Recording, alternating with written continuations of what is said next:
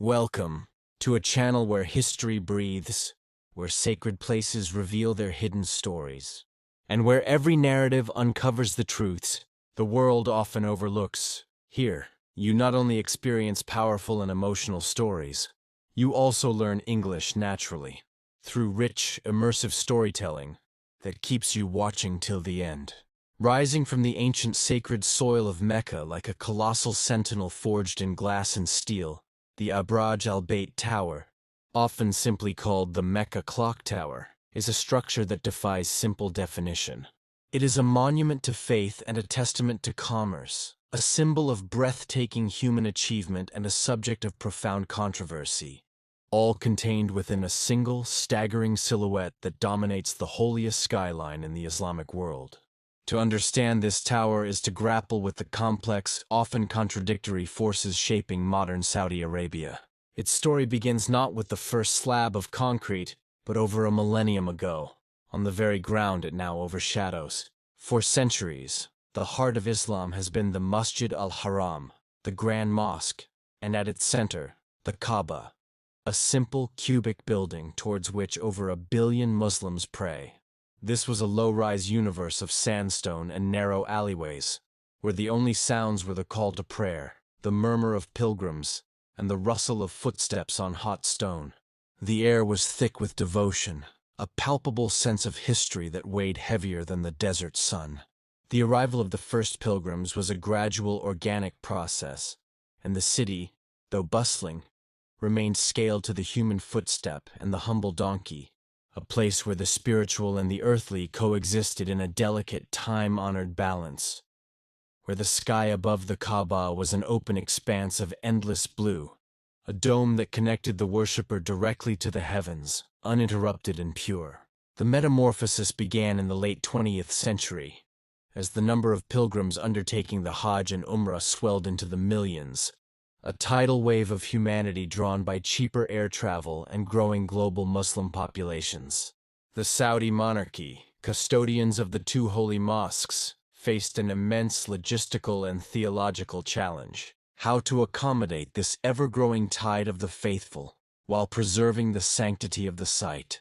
The answer was a series of ambitious expansions of the Grand Mosque, pushing its boundaries outwards, swallowing the ancient Ottoman-era fortresses and the dense, warren-like neighborhoods that once stood on the hills of Safa and Marwa, places steeped in memory and tradition, now vanished beneath acres of polished marble and the shadows of future giants. And then, the project evolved into something far more audacious, a statement of intent that would forever change the relationship between the pilgrim and the sacred precinct. The concept for the Abraj al-Bait complex was born from a dual purpose: to provide much-needed accommodation for pilgrims mere steps from the mosque, and to create a modern commercial hub that would announce Saudi Arabia's arrival on the global stage, a bold declaration of a new era. The plan was staggering in its scale, a city within a city. It would require the demolition of the historic Ajad fortress, an Ottoman citadel that had stood for over 2 centuries, a silent witness to the comings and goings of generations of believers, a move that sparked international outcry and accusations of cultural vandalism, a wound upon the historical skin of the city.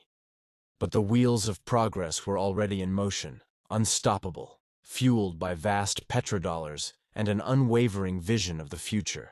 The construction itself was a feat of almost superhuman engineering, a decade-long symphony of controlled chaos. The site became a microcosm of the globalized world, with engineers from Europe, project managers from America, and a vast army of laborers from across Asia and the Middle East, all toiling under the relentless sun. The ground itself posed a formidable challenge. The unstable, sandy soil near the mountains required foundations of unprecedented depth and strength. Massive caissons sunk deep into the earth to anchor the behemoth, a hidden iceberg of concrete upon which the visible marvel would rest. The central tower, the clock tower, was designed to be the pièce de résistance, a vertical city reaching 601 meters into the sky. Its most dominant feature, the colossal clock face, was conceived as a beacon for the entire Islamic world, a rival to Big Ben, and a modern answer to the minaret. Each of its 4 faces is 43 meters in diameter, making it the largest clock face in the world, so vast that the crescent moon atop it is the length of a school bus. The Arabic inscription, "In the name of Allah," is visible from miles away, a constant reminder of the divine presence below, a digital age proclamation of faith. At night, the tower transforms into the world's largest light show, with 21,000 white and green LED lights and 2 million more for the clock, projecting laser beams that can be seen from a distance of 30 kilometers. A spectacle of faith and technology intertwined. A dazzling, almost supernatural crown upon the city. And then there is the clock mechanism itself, a marvel of German and Swiss engineering, a network of precisely calibrated motors and gears designed to be even more accurate than its London counterpart. Its chimes and calls to prayer broadcast across the city through a powerful sound system, creating a new, authoritative soundscape for an ancient rite. But to stand in the courtyard of the Grand Mosque, amidst the sea of white-robed pilgrims performing the tawaf, and to look up, is to experience a jarring, almost physical dissonance. The tower doesn't just share the skyline. It commands it, looms over it, casts a long, slow-moving shadow that creeps like a silent, monolithic sundial across the millions of pilgrims circling the Kaaba. For many, this is the heart of the controversy, a spiritual and aesthetic schism. The sheer, overwhelming scale of the tower, with its 5-star hotels, luxury shopping malls featuring international brands like Rolex and Louis Vuitton, and multi-story parking garage, can feel like a physical imposition of the material world upon the spiritual.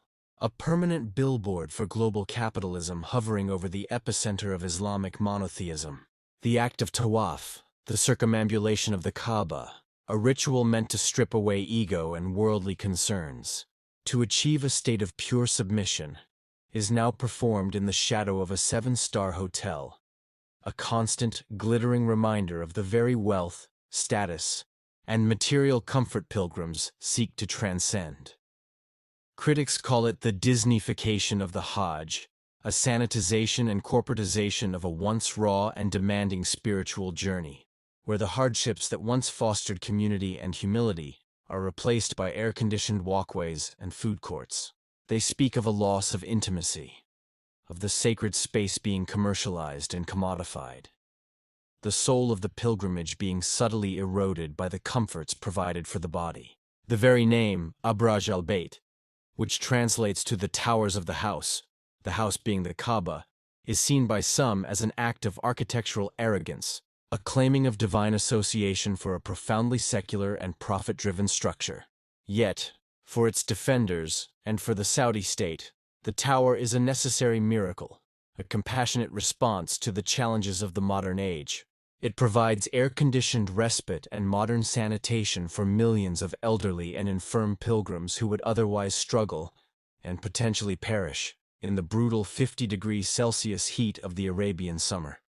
Its proximity eliminates the need for long, exhausting walks from distant, often inadequate accommodations, allowing more energy and time to be dedicated to prayer, reflection, and devotion. The clock serves as a unifying focal point for a global community, a modern minaret guiding the faithful to prayer with unmissable clarity, synchronizing the movements of millions during the peak days of Hajj.